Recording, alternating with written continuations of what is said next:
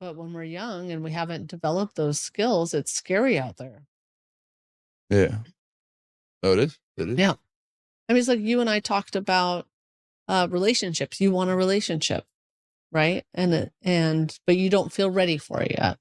And some of the things I talk about with my spouse is like sometimes he drives me insane. We say things to each other that are like, that is so annoying, and we keep showing up.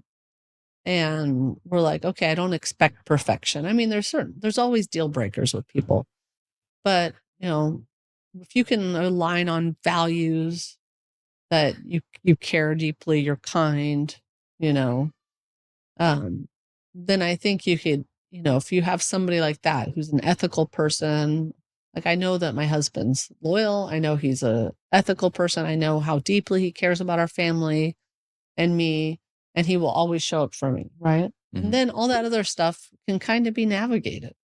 And he's going to say mean things sometimes. He's going to say really shitty things, and I'll say it sometimes too. And you still show up. Yeah.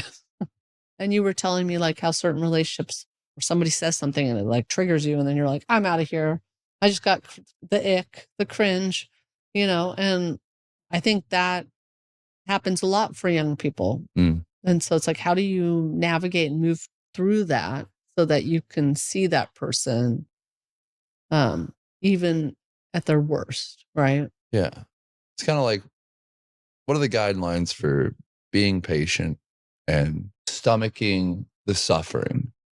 Because at one point, it's like, you're going to have to suffer that son of a bitch, but it's worth it. Why? Right? Yeah. And likewise, and right back at you. Right. I'm not the easiest. But what are like the universal, like, what's the North Star for like, but you gotta compromise that. Everyone's like that. You gotta do this, but this, Right. no, never, ever. I don't care who you are. This is a no-go, right? Because like, I am curious about those ones because, like you touched upon a second ago, I definitely, literally everything you and your husband do, like every little cutesy wootsy love fight, that was my red flag. For so many things you guys do. I was like, I saw that, left her immediately. Right. Saw something else you guys did the other day. Oh yeah, like 3 or 4 times I like pressed the emotional deject button Right. on so many different relationships. And I'm just sitting here like almost embarrassed to admit it, like, oops. Yeah. Because clearly those weren't actual red flags. That was just, if you're any good example to go by, that was clearly what I should have willingly suffered. Because I bet you I got some even worse shit that she should have. Not that she should have, but like, it wasn't a true red flag. A red flag, I feel like we should, if there's any utility to the word, it should be by being very precise and pertaining to its definition. Yeah. I mean, for me, sorry. No, you're good. I'd say for me, like I have a girlfriend, and I'm not naming names, but I have a girlfriend and she has a partner, and they will break up and get back together, break up like 50 times. They do it all the time. Like every 6 weeks. It's a cycle. So like their foreplay. No, it's that there's so much gaslighting. There's so much, a lot of times it's him telling her what a terrible person she is, how she's not showing, like all this stuff. And the truth of the matter is that she has a great job. She loves her job. She's dedicated to it.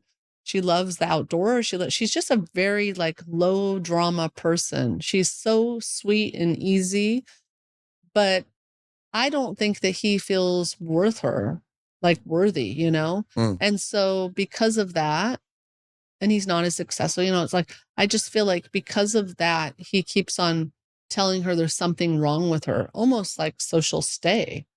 And she believes it and she'll keep on staying. And I said, I just hope one day that you can see yourself the way I see you as my girlfriend. It's like, you're such an amazing person, but you have this person that tells you how horrible you are all the time. That's not a good partner. This is why we got to teach kids psychology. Like we have to teach them fucking proper psychology, because if not, then they learn improper psychology. Everyone does. Everyone learns how to manipulate, whether for good or evil or just fucking in the gray, and good luck to you, my friend. Like it's so unfortunate to just see these people that it's like, You have emotional intelligence. You're just a Right. dickhead. Yeah. Like, And so it's like last week, Brian said something mean to me, and I didn't break up with him, but what I said to him is like, "Hey, you said this thing, it hurt me. I'm always your biggest cheerleader." Like I tell him how I make, and it's like, "You're supposed to be my biggest cheerleader, and you just made me feel really shitty." And it's like, I would appreciate like you giving me what I give you, because as a partner, that's really important. And then of course he walked away and he's like, "Yeah, that was shitty."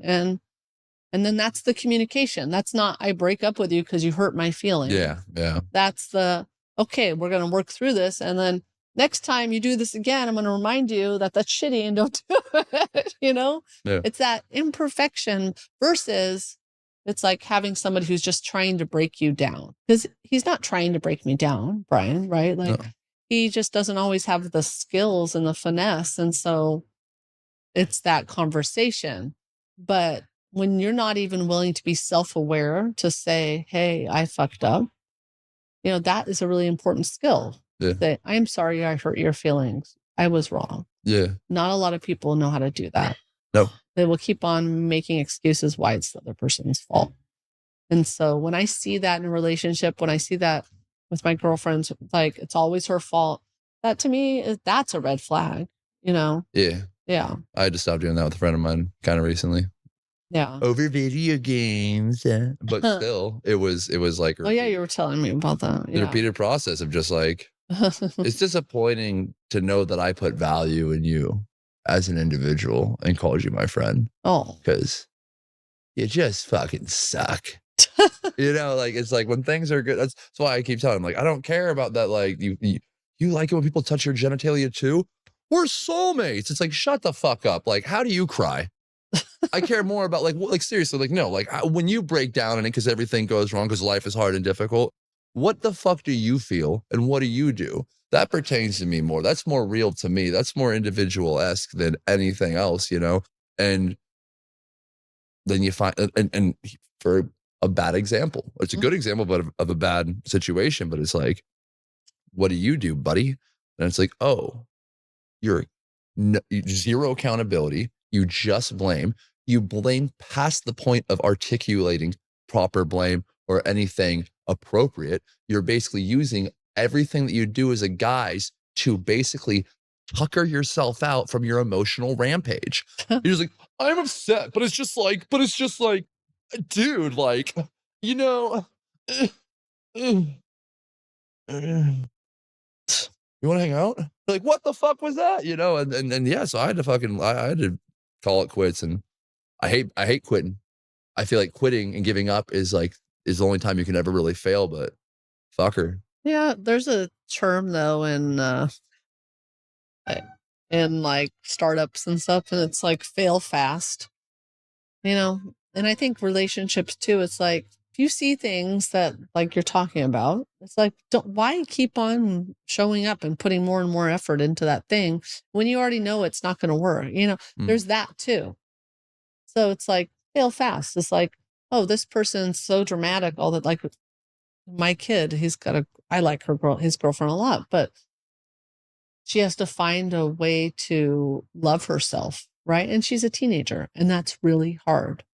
And it's like, if they're going to progress past their teen years into their adult years, she's going to grow and change a lot. And so is he. And you're going to have to be able to have your independence and know who you are outside of that person.